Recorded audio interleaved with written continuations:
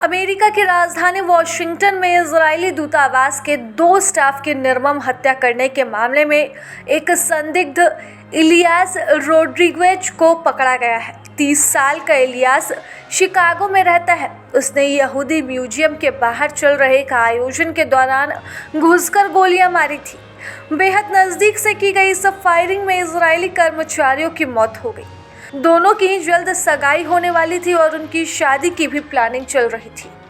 अमेरिकी प्रशासन का कहना है कि इलियास के खिलाफ पहले से कोई केस दर्ज नहीं है।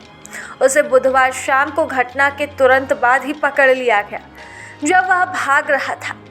हैरानी की बात यह है कि इजरायली दूतावास के स्टाफ पर हमला भी बेहद पॉश इलाके में हुआ है।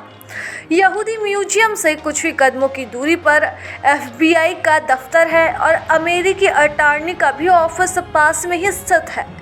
वॉशिंगटन की police chief Pamela A Smith ने कहा, संदिग्ध को शूटिंग से पहले यहूदी म्यूजियम के बाहर देखा गया था।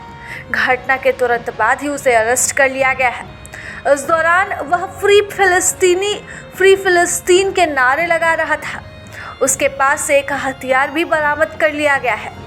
फिलहाल इस बात की जांच चल रही है कि आखिर इलियास ने क्यों इजरायली दूतावास के 2 स्टाफ का बेरहमी से कत्ल कर दिया है। फिलहाल वॉशिंगटन पुलिस यही मानकर चल रही है कि यहूदियों से नफरत में इस घटना को अंजाम दिया गया और यह टारगेट किलिंग है।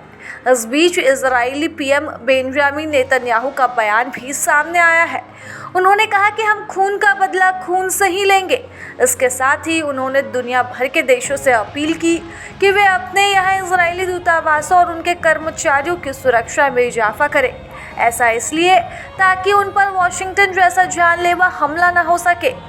अब तक हमास समेत किसी भी संगठन ने इस हत्याकांड की जिम्मेदारी नहीं ली है, लेकिन माना जा रहा है कि अमेरिका की राजधानी में इजरायलियों का कत्ल करके एक संदेश देने की कोशिश जरूर हो रही है। ऐसे में इस घटना के बाद से ही बेंजामिन सतर्क हो चुके हैं और साफ तौर पर तमाम देशों से अपील कर दी गई है कि उनके दूतावासों की सुरक्षा बढ़ा दी जाए ताकि अमेरिका जैसी घटना फिर से न दोहराई जा सके। आपको बता दें कि इस वक्त ईरान और हमास वॉर के बीच जो है वो स्थिति काफ़ी खराब हो चुकी है। ऐसे में बेंजामिन किसी भी तरह से कोई रिस्क नहीं लेना चाहेंगे।